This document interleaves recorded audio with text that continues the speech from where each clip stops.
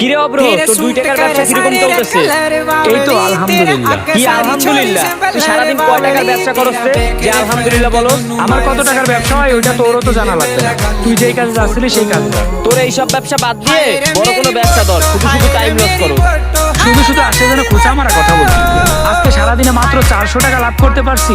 যাক, ব্যাপার না, আলহামদুলিল্লাহ। আল্লাহ যা দিছে এতেই শুকরিয়া করি। আচ্ছা, আজকে বাসার দিকে যাই, কালকে থেকে আবার ব্যবসা করব।